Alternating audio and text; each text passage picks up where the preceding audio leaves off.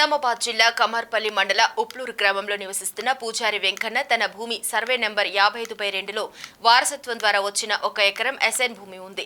తన పొలంలో డాక్టర్తో పొలం దున్నుతుంటే పక్కనున్న భూమి ఆవారి శ్రీనివాస్ అలియాజ్ సుబ్బుల శ్రీనివాస్ చెందిన భూమి ఉంది. దీంతో వీరు అతనితో గొడవకు దిగారు. బాధితుడు తన పొలాన్ని ఆక్రమిస్తున్నారని చెప్పి సాయం కోసం కమర్పల్లి పోలీస్ స్టేషన్కి వెళ్లారు.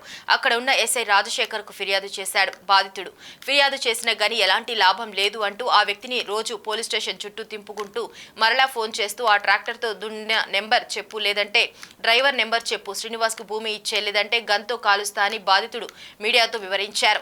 తనకు ఎలాంటి న్యాయం జరగటం లేదని ఆర్మూరు ఏసీబీ కార్యాలయంలో ఏసీపీకి ఎస్ఐపై ఫిర్యాదు చేయడం జరిగింది.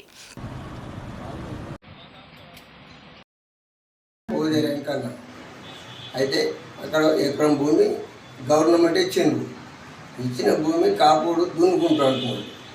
ఆడే దున్నుకుంటా అంటే ఎస్ఐ ఏం చెప్తున్నాడంటే నీకు ఎన్నో అన్ని డబ్బులు ఇప్పిస్తా కానీ గల్లేకి దున్నుతున్నాను ఇడిచిపెట్టే అని చెప్పి బండి నెంబర్ చెప్పు, అది చెప్పు, ఇది చెప్పు అనుకుంటా ఆ దున్నినోడి పేరు చెప్పు ఇట్ట తగ్గింది. ఎస్ఐ బెదిరిస్తున్నాడు. ఏం బెదిరించాడు?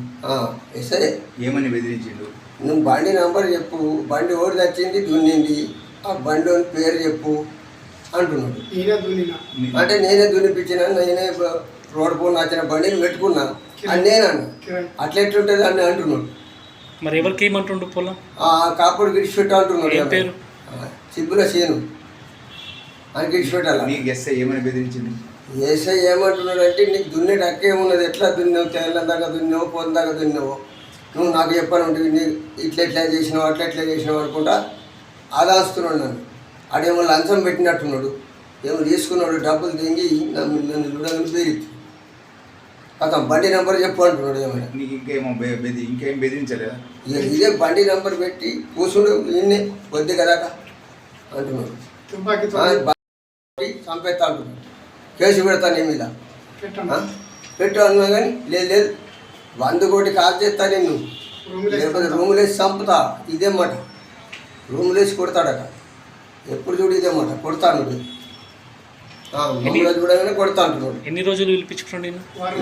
వారం రోజుల నుంచే, వారం చంది స్టేషన్లో కూర్చుని పెడుతుండ అంటే కూకుండా పెడుతున్నాడు.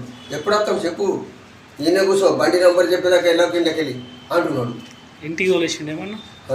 ఇంటికి కూడా ఇయ్యాలి పోయిందట. ఇద్దరు ముగ్గురు పోయిందట, 2 కానిస్టేబుల్ పోయితే మేము ఇటు వెళ్ళి వచ్చినాం. మేము నిన్నటి నుంచి మేము పరారాయి